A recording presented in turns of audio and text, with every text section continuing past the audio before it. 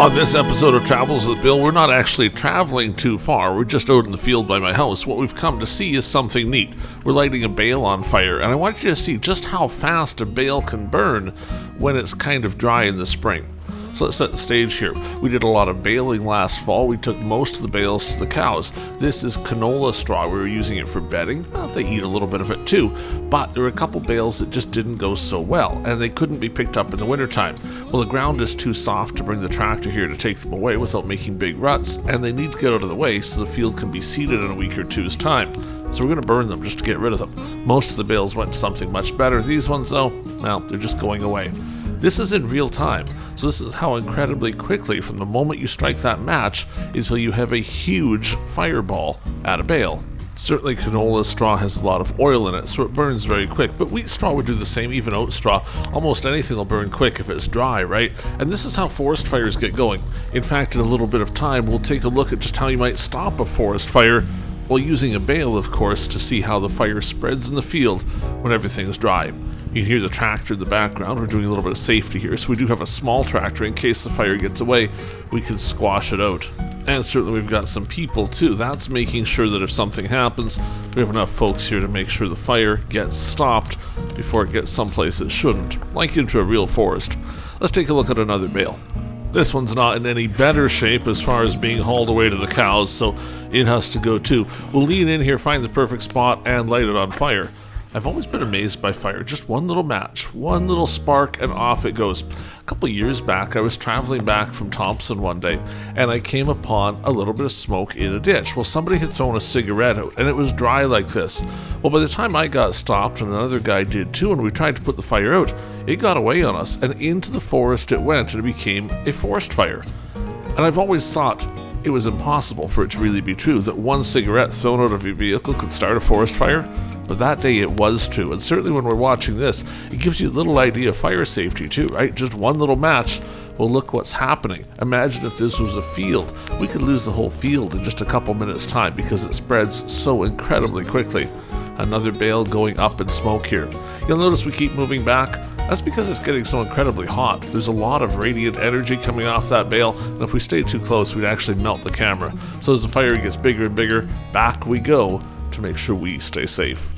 We'll jump ahead a little bit more in the same bale. See how it's starting to spread out now? It's basically burned most of the bale, but starting to run in the field. Well, there's always some canola straw too, and this is where we get into the part of the video I think you'll find, well, maybe even more interesting. How would you stop a forest fire, and why do they use a cat to do it? Well, let's take a look at the fire running down the swath and see how that works. Combine always leaves something behind, and on a dry day like today, the flames can simply follow that along the ground until they get someplace they shouldn't.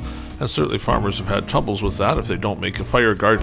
Now, I've made a little bit of a different fire guard here just with my shovel to show what they do for forest fires. You would see them go into a forest with a cat and push a big patch of trees over. Well, that's what I've done here. I've got some bare ground. Now, you can see the flames coming right up to it, and normally they would have burned right across.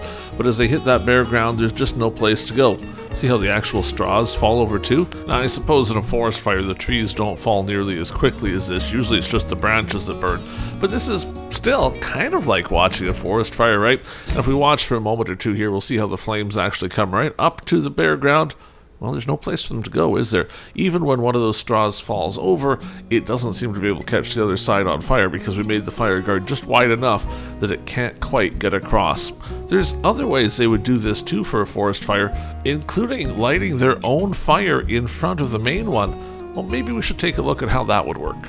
I've got my trusty shovel here because I forgot my fork. I'll light some straw on fire. Now, I fire guarded this like I did the last one. I actually made a big pile of combustible material here, and I'm going to light this fire and let it burn back.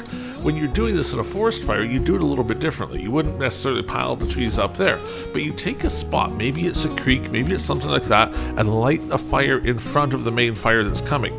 The reason being the fire would be smaller to start, and it would start burning back, so you could fairly easily control the fire along the creek and make sure it doesn't jump over it.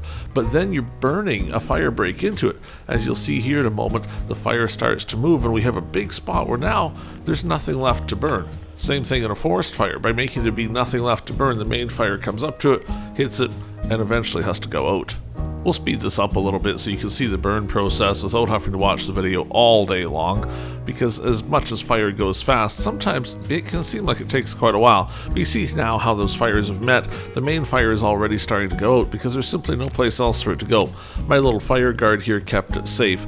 Little proof of just how far a fire can run. Well, the bale is quite a ways back from here. We've just been letting this one go. It's not very windy or anything today, so certainly it's just slowly moving on. We'll put this out with a shovel in a minute to get the fire stopped. Speaking of shovel, this is what's left of a bale after the burning's all done. It certainly looks like something, but it really isn't. Just a little bit of the bale that hasn't quite finished combusting. When this is all done, there'll be barely anything left. So where'd that bale go? Well, welcome to the idea of carbon dioxide in the atmosphere. All the bale that was sitting here before combined with oxygen through that chemical reaction of fire and went up into the air as carbon dioxide. But wait, you say as a chemist, the bale isn't pure carbon, it's a hydrocarbon. It's hydrogen and carbon combined together. So where'd the hydrogen go? It also combined with oxygen, made water. That immediately evaporated and went up into the air too. Bet you didn't realize you'd be a chemist by the end of the episode. Well, we've got one more bale to go here before we're done for the night. Make sure you subscribe to the channel. We're going lots of interesting places, even if it is just out in the farmer's field. We'll see you on the next episode of Travels with Bill.